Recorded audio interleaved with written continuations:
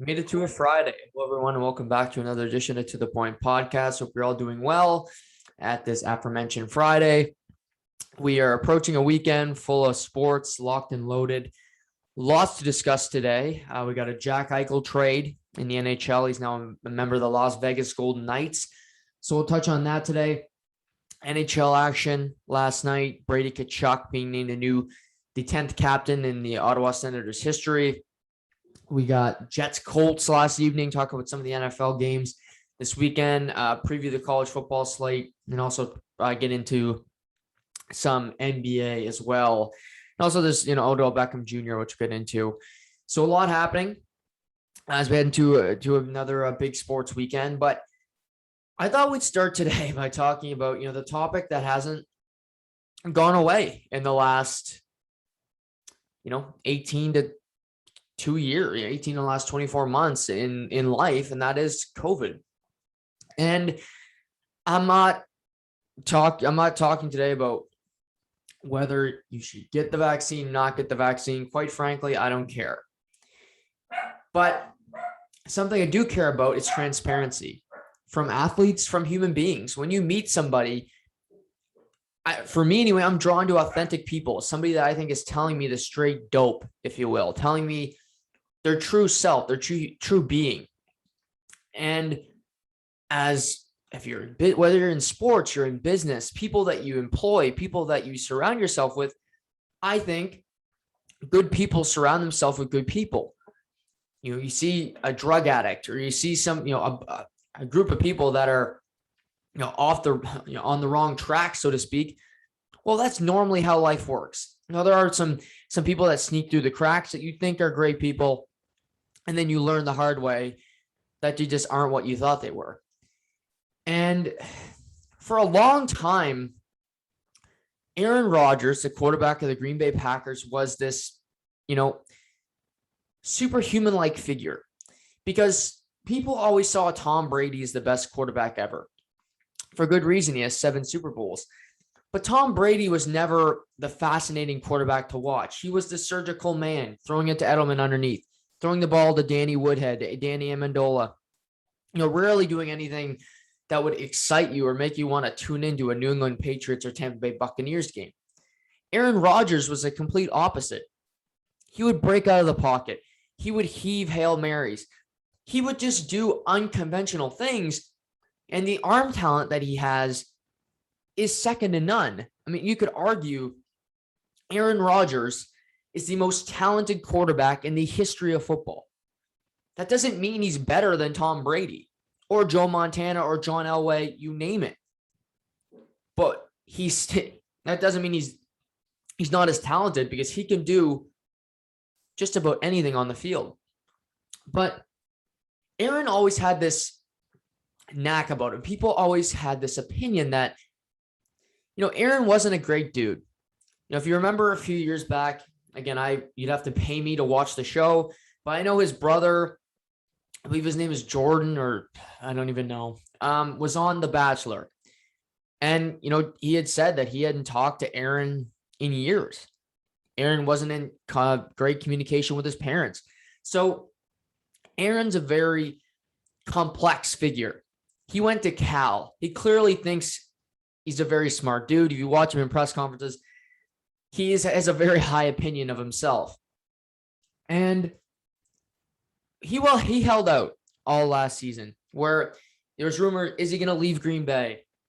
Does he want more money? Does he want more control? What's up with Aaron Rodgers? And it was a whole lot of just hoopla. Finally, he shows up to restructure his contract, but the entire offseason was about Aaron Rodgers. Adam Schefter made a story out of it that really wasn't even a story. He was a puppet used by Aaron Rodgers, in my opinion. But nevertheless, that's all we heard in the NFL circles was, where's Aaron Rodgers going? What's going to happen today? Does he go to the Broncos? Does he stay in the NFC? And ultimately, nothing happened. But it was about Aaron Rodgers. It was not about the Green Bay Packers. It wasn't about Green Bay getting closer to win a Super Bowl. And when he came back, he was asked a question. And that question was, Aaron, Are you vaccinated? Are you pro-vaccine? Where do you stand on this topic? And his answer was, yeah, I've been vaccinated. I've been immunized. And what that means is basically that you've been treated for a virus, for something like COVID. Immunized is different than a vaccine.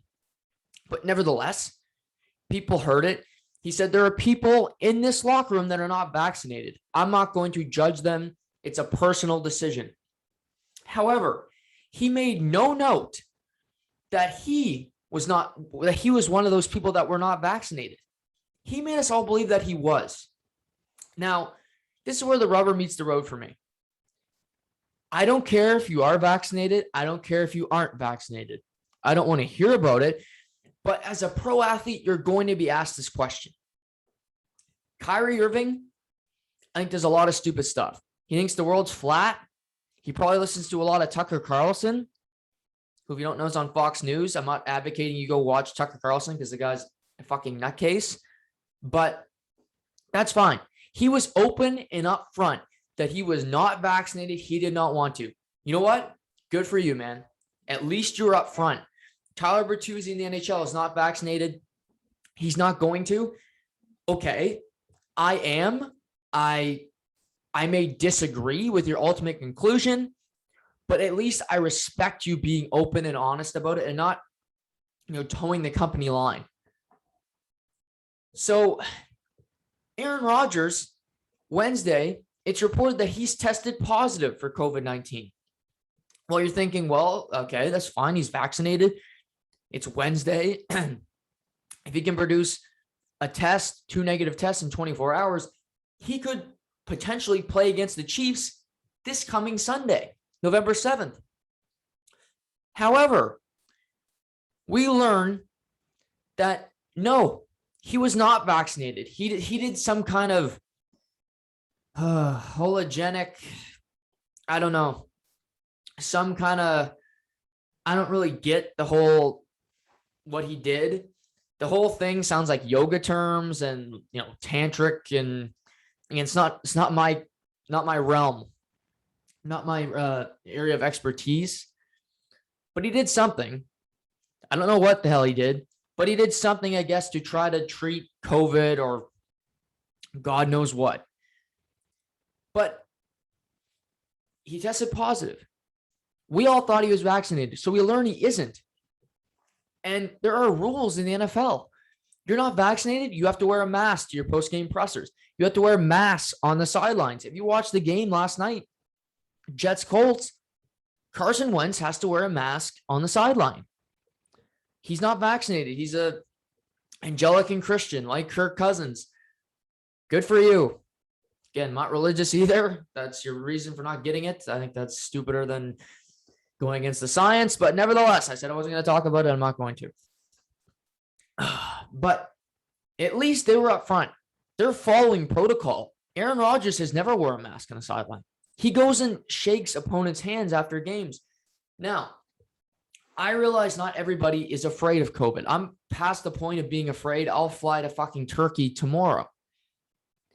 However, rules are rules.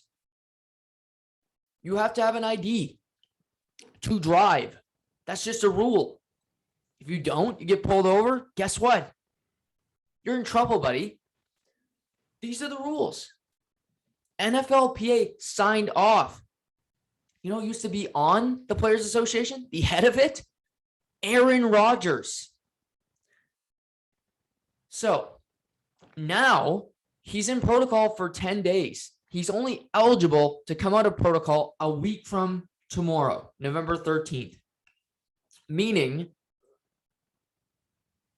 he would have 1 day to prepare to play the Seahawks. He's not eligible to practice next week. He can only do the walkthrough next Saturday. Now, could he come out and ball? Sure. But Russell Wilson's coming back that game. Seahawks are coming off a bye.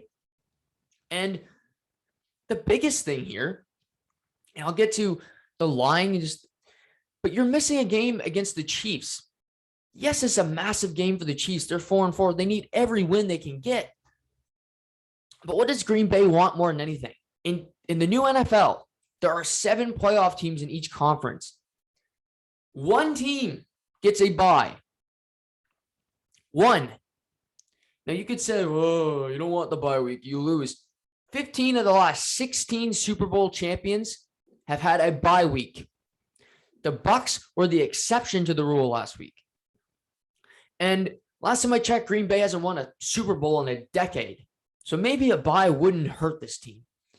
But you're 7-1. The Rams are really good. You beat the Cardinals. They're still a very good team. The Cowboys are 6-1. They're not slowing down. This decision to not get vaccinated could cost them a bye, could cost them the season hypothetically. What if they have to play in the wild card weekend and they get knocked off? People will remember this day because maybe they play the Chiefs and they win. And I'm telling you, a loss in the NFC, one loss this coming weekend down the line could ultimately decide it because the Rams and Bucs aren't losing many more games. They just aren't. Both teams are really, really good. The Packers need every break they can get. And people make their own individual decision, but when you're on a team, it's not about you. When has it ever been about Tom Brady? Never. He played for the Patriots. He might as well have been Dante Hightower. He's the linebacker, if you don't know. He was just a cog in the machine, yet he plays the most important position in pro sports. You wouldn't have known it. The media landscape has changed. Quarterbacks are put on a pedestal. They get too much of the credit and too much of the blame. However, internally, Tom Brady, Dan Marino, John Elway. I mean, John Elway was the quarterback of the Broncos, but Terrell Davis was the figurehead. Shannon Sharp had more of a personality than John Elway. So we'll see how this goes, but it's a really selfish decision because if it costs you, it's on Aaron Rodgers. He always says the team never does enough to help him. Well, if you fall this year, if you get to a wild card game and lose, you have nobody to blame but yourself. And I'm not getting into a debate whether to get the vaccine or not. This is just the facts. You knew before that if you test positive, you are going to miss the next game. That wasn't something that's you can be like, oh, well, maybe I'll trade this for this. No, it's a hard line. If you drink and drive, you lose your license. There's no, well, I only had a few. No, it's definitive. It's not a bargaining thing. You're not coercing the police officer. It's a straight line. You blow over, you lose your license. Period. Same thing. Whether you agree with it or not, it's in the bylaws. You test positive for COVID and you're not vaccinated, you miss 10 days. You test positive and you are vaccinated, you produce 2 negative tests this week, you can play. He doesn't get that option. So, selfish number one. Now I get to really, of course, I'm the sports guy. That's such a huge issue because things are just bigger than you sometimes. Now we get to him saying that he was immunized and that he gave the impression that he was vaccinated. Now, I grew up with a lot of strong people in my life. My parents, my grandparents, my uncle, they're all pretty trustworthy people. And they taught me that all you have is your word. If you have your word and you go back on it, you have nothing less. You have nothing left. All you have is your word and who you are as a person. And your word and your just the way you present yourself, your reputation, it takes a lifetime to build and seconds to destroy. So him presenting the facts that he was vaccinated and now it coming out that he isn't, there's one word to describe Aaron Rodgers, and that's a liar. He's a liar. He said he was vaccinated and he was not. Parents would be mad at their child if they lied and they sent them to their room. This is the same thing. A 38-year-old man lied to millions of people. How many people consume the NFL? And he lied. I'm sure the Packers knew. So they're culpable. They knew as well. They lied. And we've seen the Raiders get fined. Gruden, when he was still employed, for not wearing his mask. Different coaches, the Saints, in group activities last year, they were handed $500,000 fines. In this situation, I think the Packers should be really made an example out of. And again, this is less about whether you like the vaccine or not. Again, rules are rules. He knew he lied to all of us. He misled people. He didn't wear his mask. He had no regard for other people. And I know this is going to sound like such a pro-vaccine take here, and it's really not. Do we all like following the rules in life? Of course not. Did I break rules? Yes, I drank alcohol as a minor. Okay, yes, I can openly admit that. Do I sometimes drive without a seatbelt? Sure. But I don't get into a car without an ID. I don't drink and drive. There are certain rules. There are certain things that have bigger impact on your life. Telling the truth. I love Survivor. If I played the game, I would lie through my teeth. But we're playing the game of life. And the game of life is about honesty, transparency, and this shows you who Aaron Rodgers is. He's an arrogant, self-obsessed liar. I've lost a lot of respect for him because when his brother was on The Bachelor, I'll take the opposite person of The Bachelor side every time because that show is a joke and it sucks. And I still don't like his brother because he was on that show. That'll be there forever. But you think you're the smartest guy in the room because you can use the term immunized? And you think he thought he was going to be slick. Get through this whole season without anybody knowing. Well, guess what, buddy? It caught up with you today. And now your team is stuck playing the Kansas City Chiefs on the road with a backup quarterback. And if life is fitting and liars don't get what they deserve and, karma, Jordan Love, the rookie, second-year player, but it'll be his first start. He's basically a rookie. Didn't dress for one game last year. He'll ball out against the Chiefs. And you know how melodrama, how pathetic Aaron Rodgers can be sometimes with his antics. You know he'll be stewing in his home in Green Bay watching Jordan Love play well for the Packers. You just know it. And it's just upsetting to me. Be transparent. People might not like Kyrie Irving. People might not like Tyler Bertuzzi, whomever. But at least they're up front. At least you know where their line is drawn. They drew their line in the sand. They said, anti, pro. You have that. It's the people that ride the proverbial wave in the middle that are the worst types of people. It's like you have a conversation with somebody and nobody can give you an opinion. Or they just give you nothing. You're like, oh, how's life? Well, it's, I went shopping yesterday and, that gave me literally nothing. Great. You went shopping. What'd you buy? Well, I was really busy. And couldn't find a parking spot. And like, come on. I believe the Green Bay Packers should be fined $1 million plus, because it's not like this is just 1 week. We're in week 9. So they've been doing this since the preseason. They've been lying to us all. At least $1 million more. $1 million is nothing to an NFL team.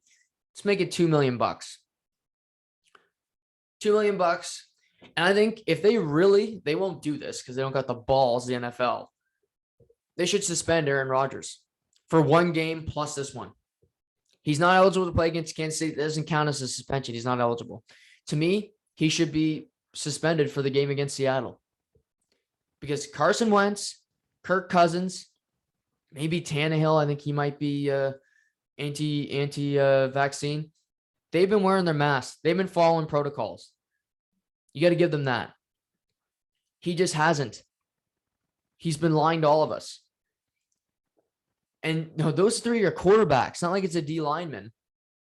They will not suspend Aaron Rodgers, but I think they should. A slap on the wrist is warranted here.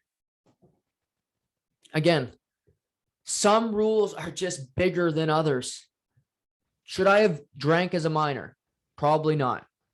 No, it was against the law. I shouldn't have. Did I? Yes. Still living, but I shouldn't have done it.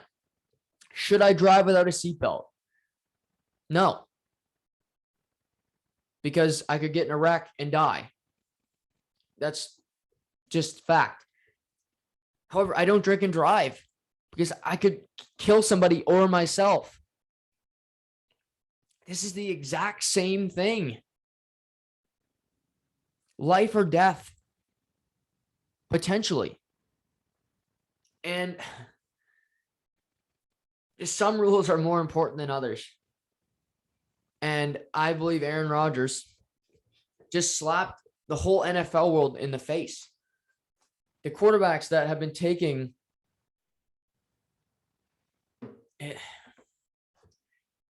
anyway, it's upsetting. He looks terrible in this light, and I'll wait to see what the NFL does. If I know anything about the NFL, nothing will happen. He won't get fined. He likely won't get suspended. And we'll see where this goes from here. But Aaron Rodgers. We're going to get to Odell Beckham Jr., but just breaking news here on the podcast.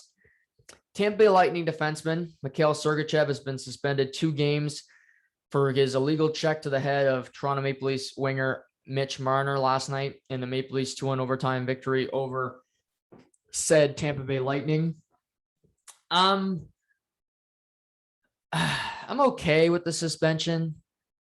I didn't like the hit.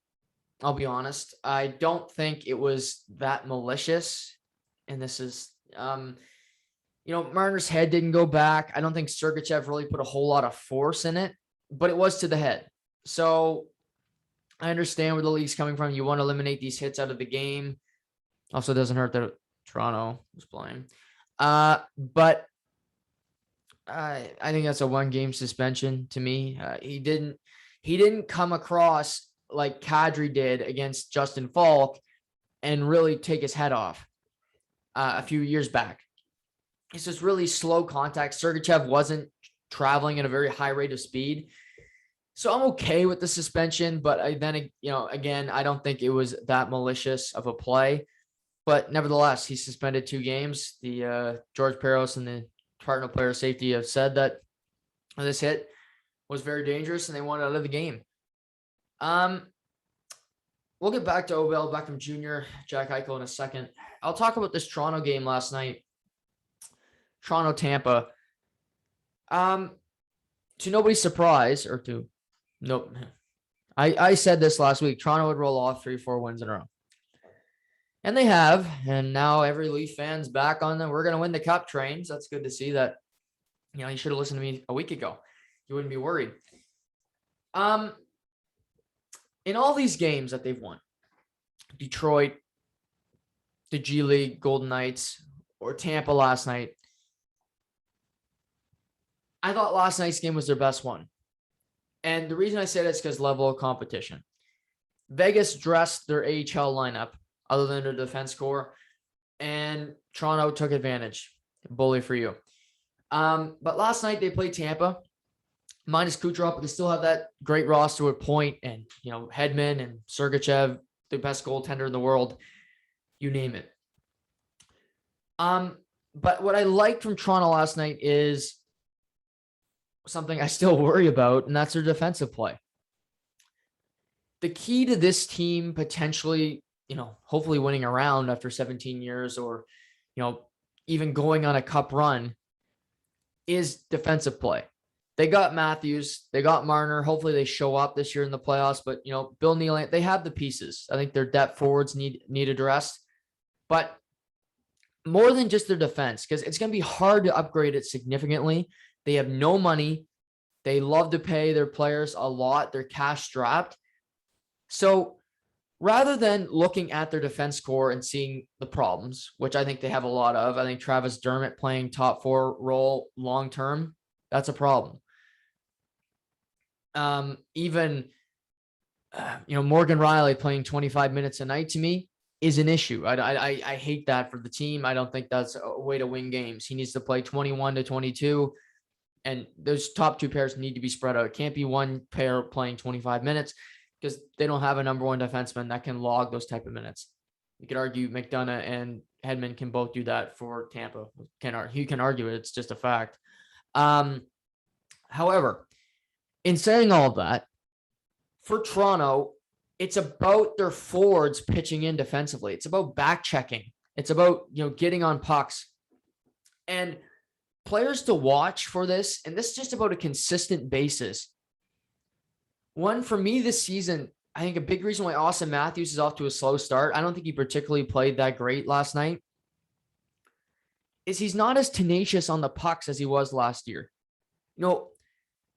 You say in football, sometimes the best defense is your offense, and that's time of possession, keeping pucks at the opposite end. The same can be said in hockey, where if Austin Matthews was stripped on the puck, or if he was playing with Marner, he was stripped on the puck, he would go in the corner and get it. We haven't seen that jump from him yet. He hasn't had that tenacity to go in the corner, fight for loose pucks. I haven't seen that yet. A little bit last night, but it's not consistent enough. And I'm not saying every shift you're going to be a dog out there, but there are too many shifts where you have opportunities to be in that position, and he just simply doesn't do it. But he's one guy that can have that impact. Marner is another guy. If you're going to play together, maybe it's easier because you can take turns and you're both the stars. You don't like going to corners. You don't like to get beat up. Okay, whatever. But he's a guy. Tavares, I'm starting to see it. This week has been a really impressive week for John Tavares for me because I haven't been high on him for a long time. He got the tying goal last night. I think we're seeing some jump from him. He got some really good scoring opportunities robbed by Vasilevsky at the end of the second period. But I'm seeing some jump. You're actually seeing his skating look good. He's getting involved in the play. I've liked the way he's looked in the past week and change. Can that be consistent? But he's a guy that can steal pucks. Keep the puck in the offensive zone. Don't make your defense defend as little as possible. Because truly, the best true defenseman on the Toronto roster, in my mind, is TJ Brody. He's played the most consistent this year on their back end. I look at him all the time. He eliminates 2-on-1s. He makes smart decisions with the puck. It used to be Jake Muzzin for me. It's not anymore. Last night on the Tampa's only goal, Jake Muzzin was the main contributor to that goal.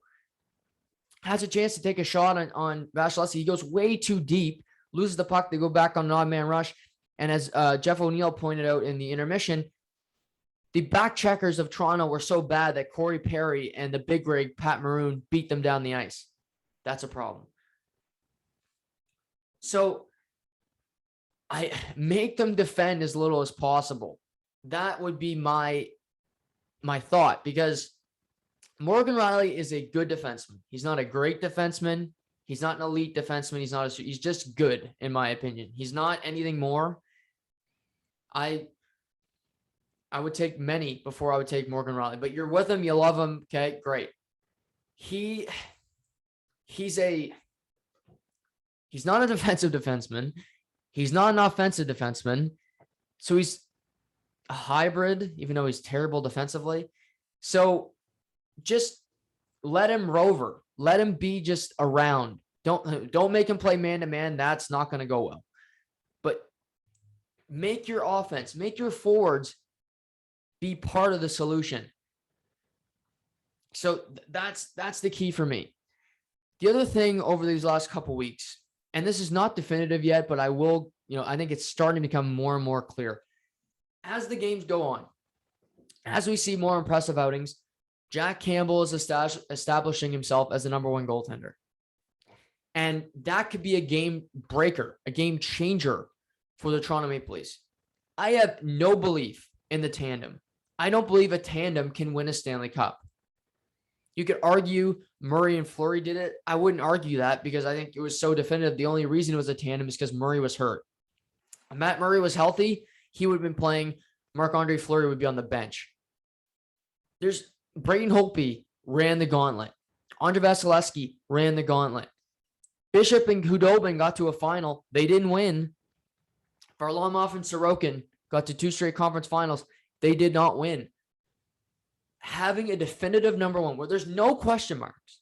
It's not who's going to start tonight if you have a bad game one. You need to have stability. And I think Toronto is starting to have that with Jack Campbell. Now, it's not set yet by any means because every year during his career, his career to this point, he's gotten injured. We got to wait and see, knock on wood for the Toronto Maple Leafs. He does not, but we'll wait and see. So those are my big points from them. I still don't think we've seen Matthews play great all year. Marner is starting to play, pretty good hockey. He was frustrated last night, but he still finds a way to make an impact. And I like to see it because I know how many people hate him and they're supposed Leafs fans.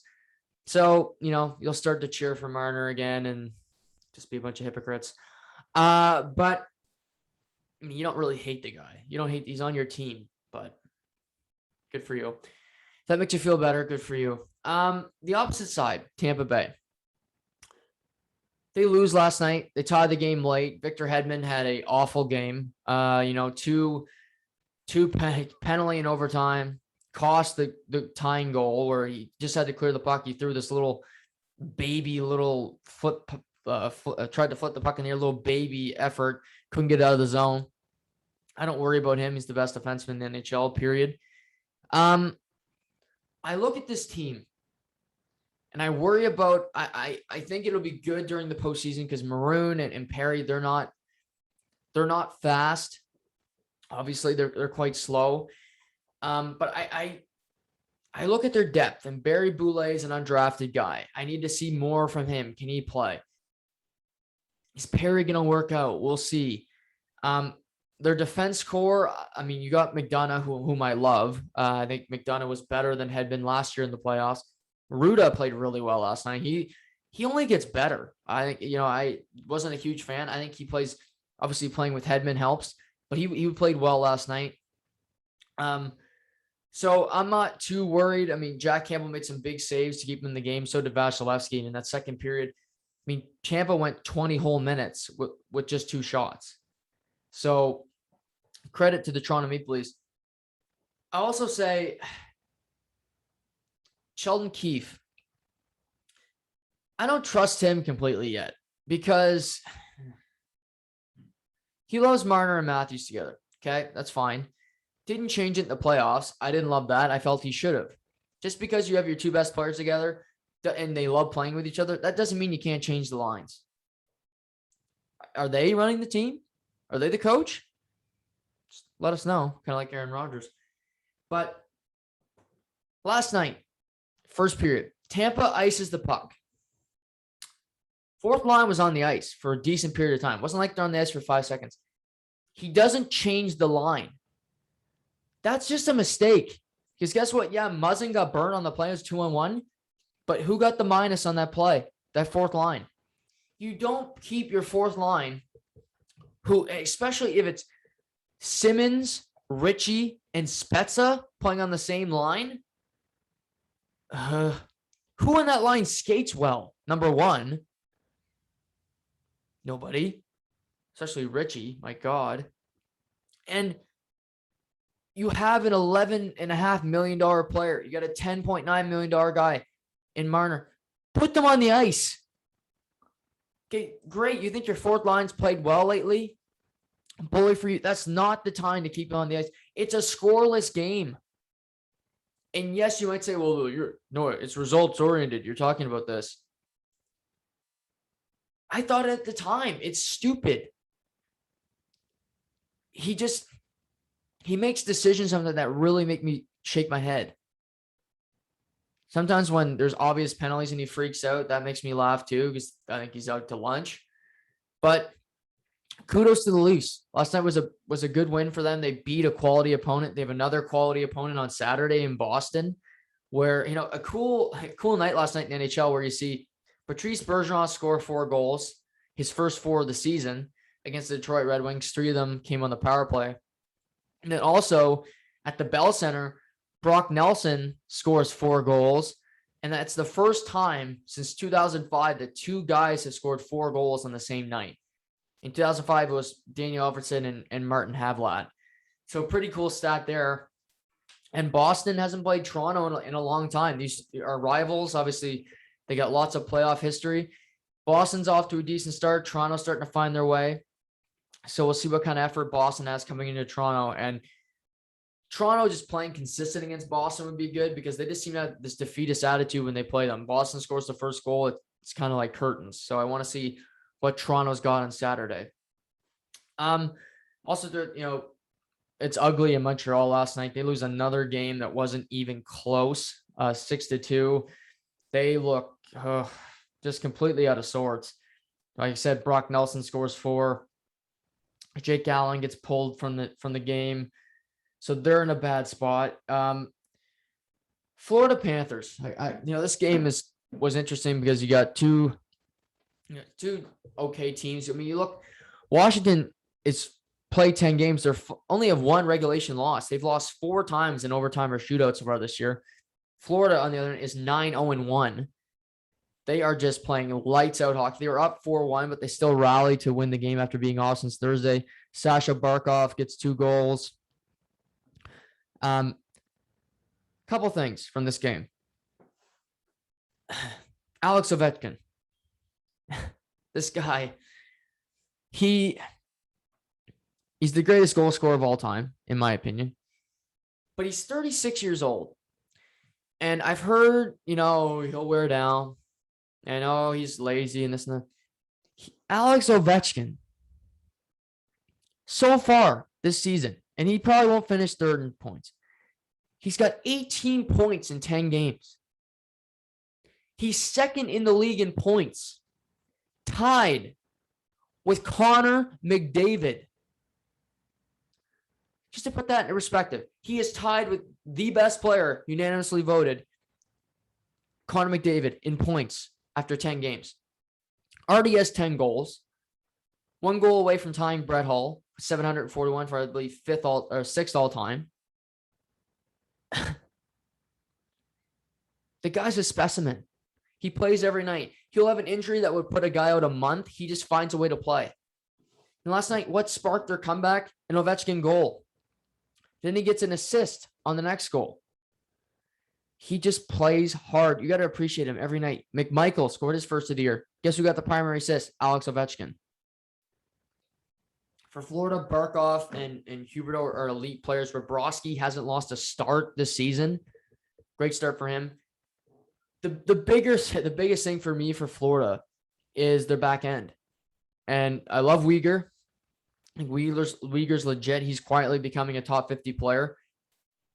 But they drafted a guy first overall in 2012, and that was Aaron Ekblad. And for a majority of his career, Aaron Ekblad was seen as a bust, or an Eric Johnson type where you go first overall, but you never play up to expectations. In the last 18 months, Aaron Ekblad has truly been one of the best defensemen in the NHL. He scores goals. He plays good defensively. He's physical. Blowed his knee last year. I think it really hurt Florida, and it eliminated their chances of defeating Tampa. But he's playing at such a high level that Florida's winning 9-0-1. But also, he's putting himself in that Olympic discussion. He's with the Nurses. He's with the Rileys. He's ahead of Riley, in my opinion. The guy's just a really, really good defenseman. To me, you got Theodore, Makar, and Pietrangelo are locks. Parayko was a lock for me too. The next two slots are very much open for discussion. Doughty would be on my roster if he's healthy. Ekblad or Nurse, maybe you go with Nurse. Ekblad's on the team. He's the seventh defenseman, but he's playing at that level that you can't look past him anymore. When you draft a guy first of all, this is what you expected. He's finally found it.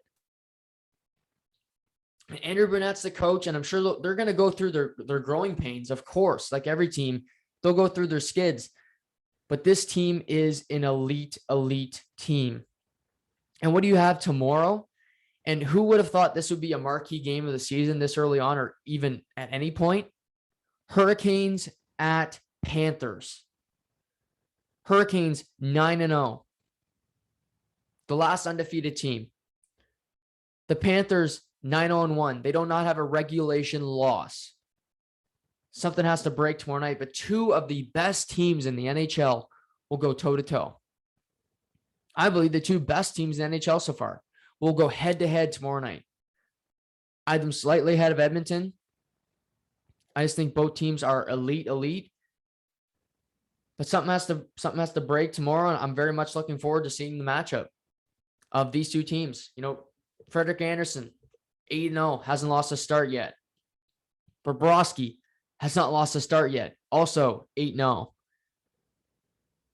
What happens tomorrow night in Florida? What a matchup tomorrow evening. Fantastic stuff. That brings us to the Vegas Golden Knights. They defeat the Ottawa Senators last night 5-1, but that wasn't, the main story of the day. Sure, they're happy to get the win against Ottawa, but earlier that morning, they made a move.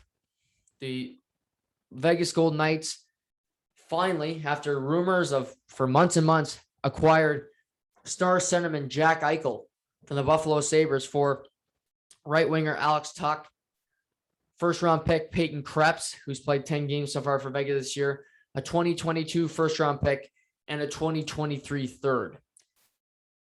Now, before we dissect this trade, I start off by saying Buffalo should have made this deal a long time ago. They should have made this move before there was question marks about surgery. They should have did it earlier in the offseason. They could have gotten more. They held out. They waited too long. And for what they got, this is pretty good. Maybe you get more of a haul back when if you trade him before, there's all this, Eichel wants out. He's never going to play for the team again. And you know that. They were put in a corner, and I think they just wanted to get Eichel out of there so that this controversy would stop. So let's look at the return for Buffalo. Alex Tuch. I love Alex Tuch. Now, is Alex Tuch going to be a face of your franchise? No. But is he a guy? Is he a glue guy? Could he be a part of a Stanley Cup winning team? You bet. Every team in the NHL would take an Alex Tuch. He's a hard-nosed, driven winger that gets to the dirty areas, and he's also a guy that can score 25 goals a season. He's a hard checker. He can jump up. He's more of a second-line winger, but he can jump up to that top line if there's an injury. He can easily do that. He's just such a valuable piece for Buffalo. I'm sure they're going to want to build out their center ice position. They've lost Reinhart. They lose Eichel. So that's something they're going to need to replenish. Obviously, on the back end, they're hoping that they have some, with their top pick last year with Dahlin, that they have that shored up. But now it's about, adding some elite centermen to this roster. Peyton Krebs, he plays center. I think Peyton Krebs is a really good player. He was scoreless in his first 10 career games with Vegas. However, he may need to play some more in the American Hockey League. There's nothing wrong with that. The kid's 20 years old. He played really well at the World Juniors last year, being a great player for the Everett Silvertips. But I think he's not going to be potentially a 100-point player. I think he's a 60 to 70 point forward in the NHL, where he can play, both ends of the ice. He's driven, he's tough. And what these two guys really signal to me for the Buffalo Sabres is that they're culture guys. That Tuck especially, he's not going to allow a teammate to get away with bullshit. Yes, he's not going to be the captain of the team. Yes, he's not the leader, so to speak, with the C on his jersey. But nobody could tell me that Jack Eichel was the vocal leader of the Buffalo Sabres when you play for them. Just because you wear the C doesn't mean you're the true leader of the team. Most times you give the C to the best player, which you could look at stupid, which I do. I think you give the C to your best leader. I don't think it's always your best player. I think that's just what teams decide to do. But these two guys are both character guys. They're both hardworking, and those are good to have. You get a 2022 first. It's top 10 protected. So again, a nice little fit for Buffalo. You get another pick, potentially. Vegas is hoping it's the last pick in the draft, but nevertheless. And then a 2023 third. Again, you could maybe have gotten a really good center iceman or, a top-notch prospect. But you waited a long time. We know that Jack Eichel is going to get a disc surgery, disc replacement surgery. And a team acquiring him is not going to give the farm, knowing that, well, he's not going to be available for a long time. We need to stay competitive while he's recovering. So I would give Buffalo for what they got for Eichel, given the circumstances. Kevin Adams is not all to blame for this, because Botterill and all that, they had problems before and it wasn't dealt with. And Kevin Adams was basically thrown a big pile of horse shit, and he was told to, try to get through it without getting shit all over him. So I'll give Buffalo a B for this. I like Tuck. He's coming off shoulder surgery, so he's injured right now, but he's a warrior. He'll add some good jam. He's a good culture guy. So I like Alex Tuck. Peyton Krebs, another guy. You're going to have to wait and see what he can do at the NHL level, but I do think he could be a second-line center type player in the NHL in years to come. Draft picks, of course, that's a wait-and-see thing. For Vegas made the Stanley Cup final in their inaugural season. They made the conference final last year, losing the Montreal Canadiens. And the biggest problem Vegas has through their entire history, they've never had a number one centerman.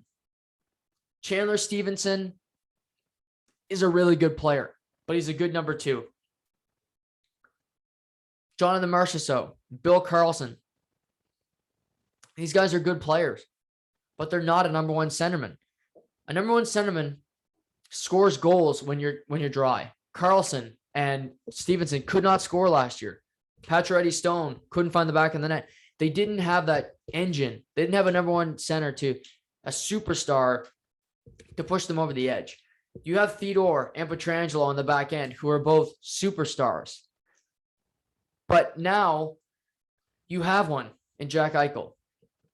Now, there is an injury risk. He's having disc replacement surgery. It's going to be very soon, according to him. He's going to miss 3 to 5 months. So he's going to be out a period of time for Vegas. He's not going to be available.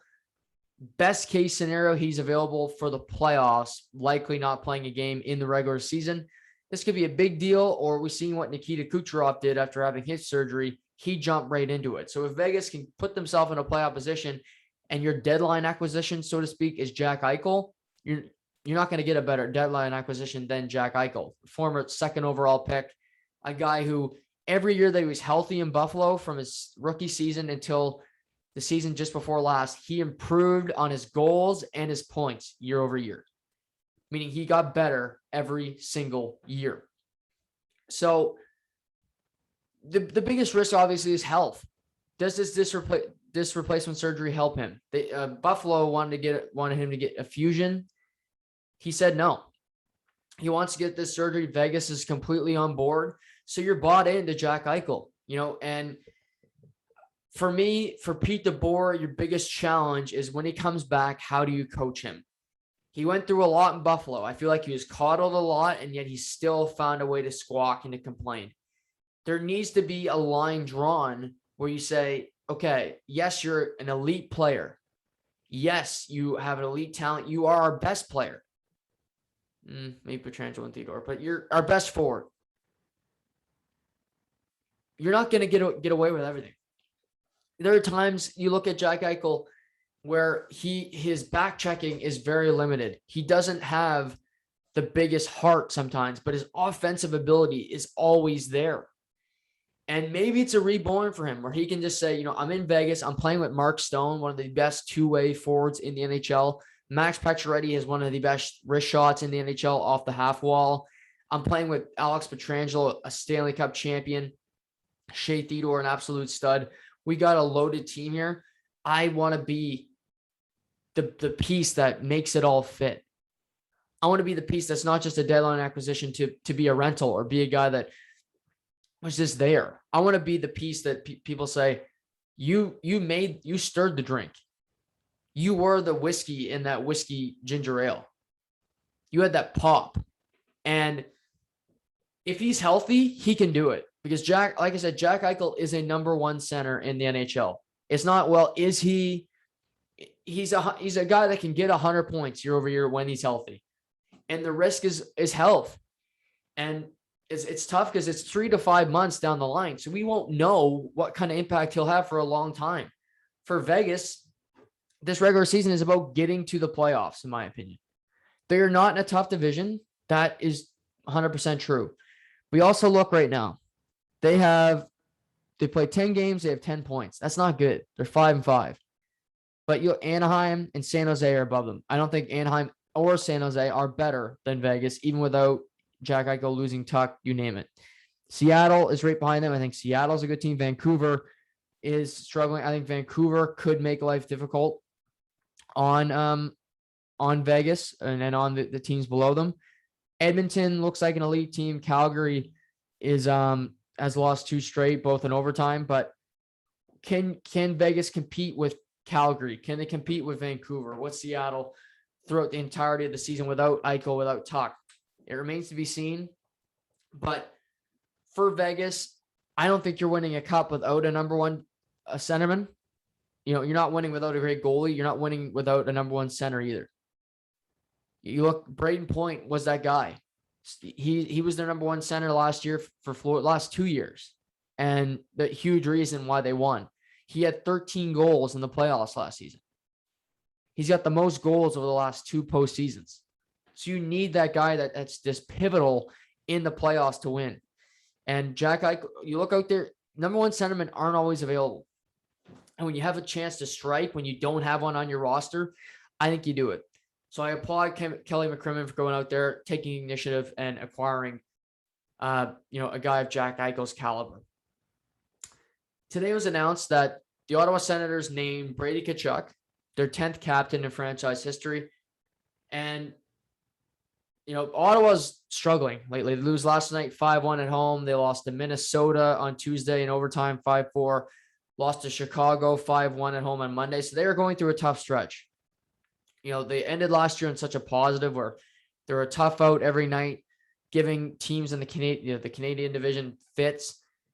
So far this year, they haven't exactly been that way. We've seen a lot of turnover where Connor Brown's numbers are way down. He had a career year last year, bearing 20 goals. Matt Murray's hurt every other game. So there's no consistency in net. Zaitsev's been banged up. Guys have just kind of regressed to the mean. Josh Norris and Drake Batherson have both been the 2 bright spots, but Tim Stützle is really struggling for the Ottawa Senators.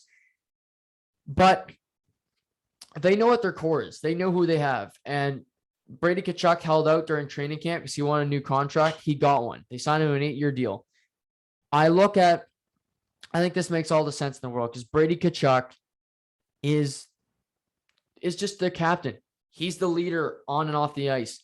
You look at him, I think it makes total sense. He's only 22 years old, but he's not, if they're going to win a cup, he probably won't be their best player. However, he'll be the leader of the team. He'll be that pain in the ass that nobody wants to go up against. If somebody goes after a Josh Norris or a Tim Stützle. He's going to be there to get in their face and make them know that's not happening again. And him and Thomas Chabot are the two main leaders of this team.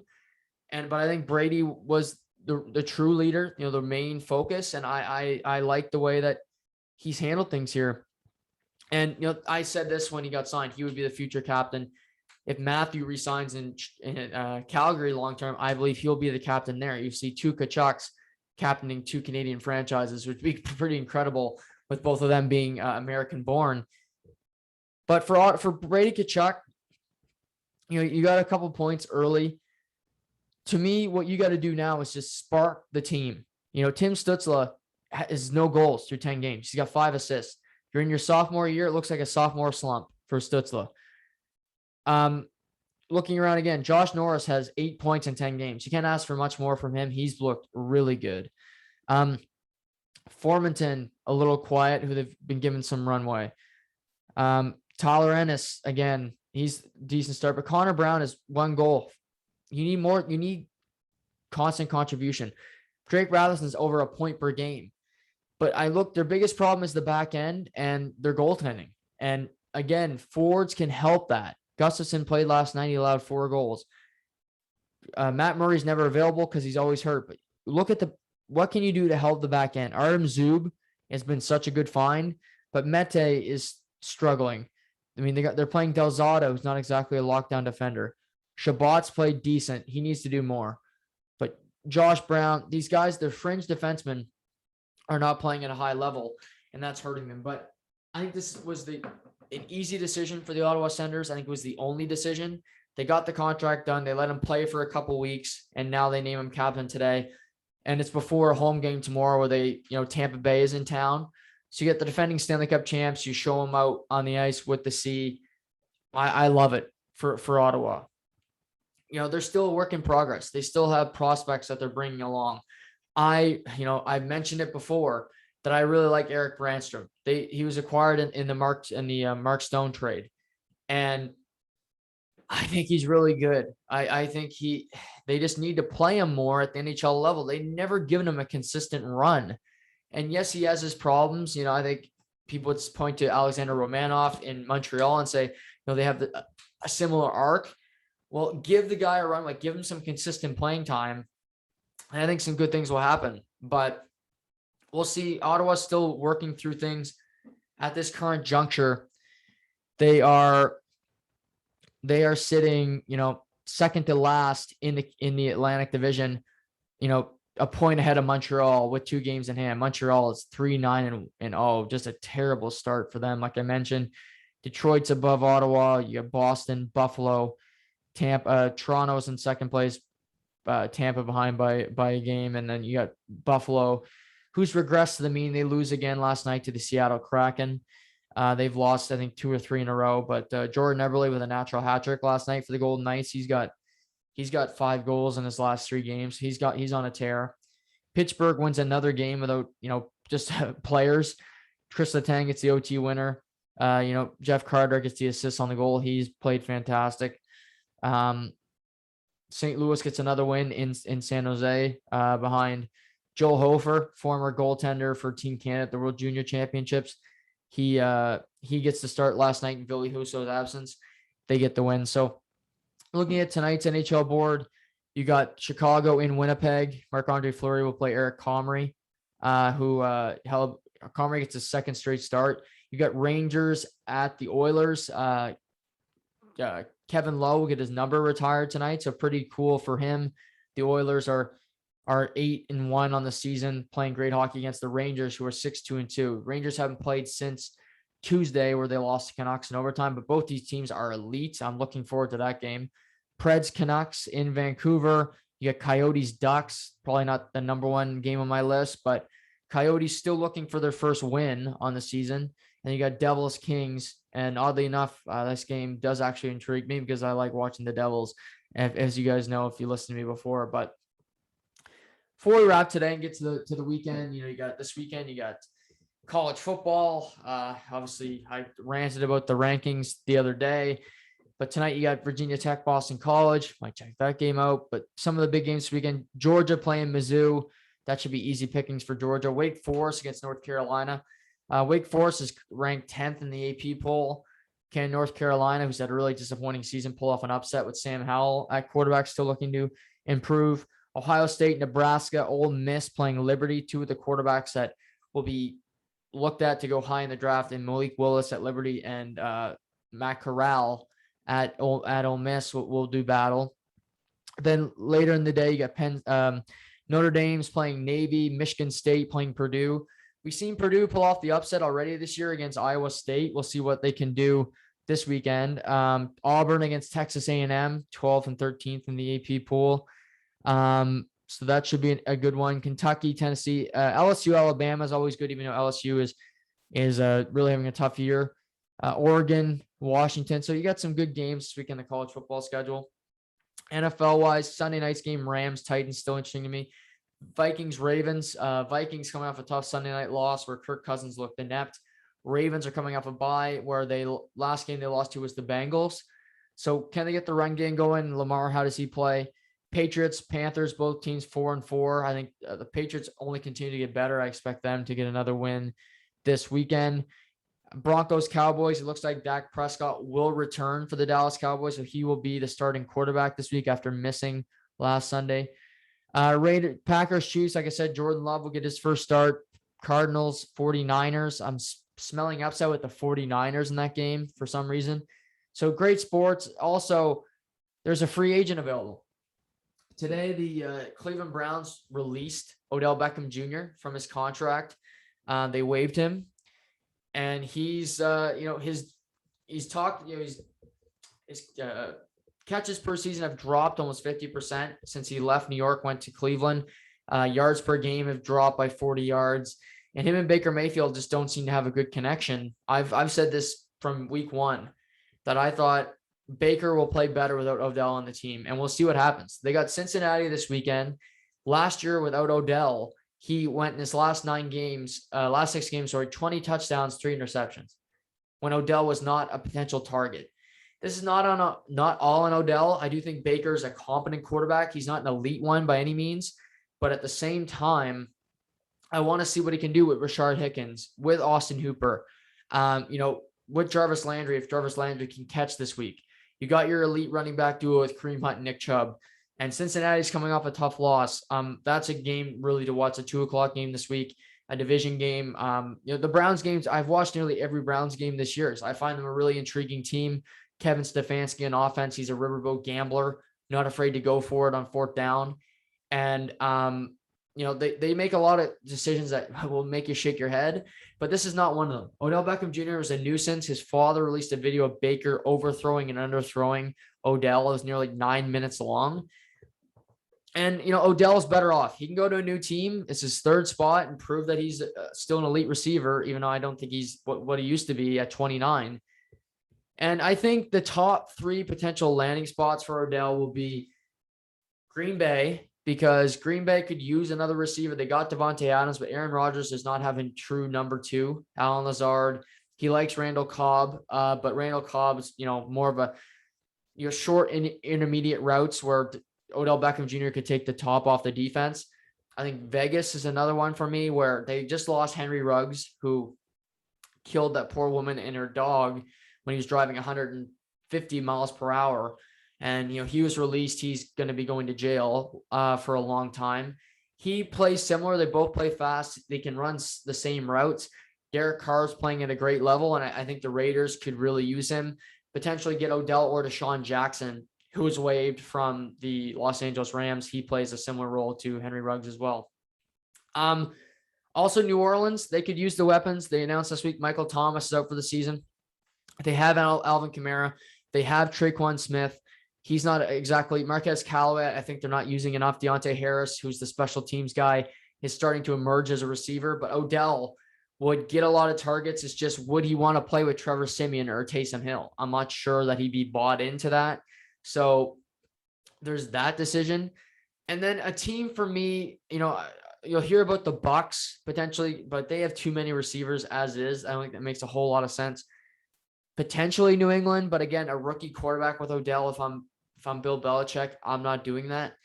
If I had to guess, he goes to Vegas because Green Bay makes a lot of sense. But if he hates Cleveland, what do you think Green Bay is going to be like? It's colder. There's less cameras. And unless you're, hopping in the tank with Aaron Rodgers for not getting vaccinated and just being a complete liar, then there's not much that's going to really excite you in Green Bay, Wisconsin. So, but we'll keep an eye on that throughout the weekend to see where he ends up. But Odell Beckham Jr. is available to every NFL team, all 32. If he's not claimed on waivers by Monday, he will be a free agent. He'll choose to decide where he wants to go. I don't think he'll be claimed because if you claim him, you have to pick up his contract, raise another 2 years after this one on it. So thank you all for listening today. Hope you enjoyed it. Fun conversation. Got my rant out about Aaron Rodgers. Enjoy the NFL, college football, hockey, whatever you want to do this weekend. Enjoy it.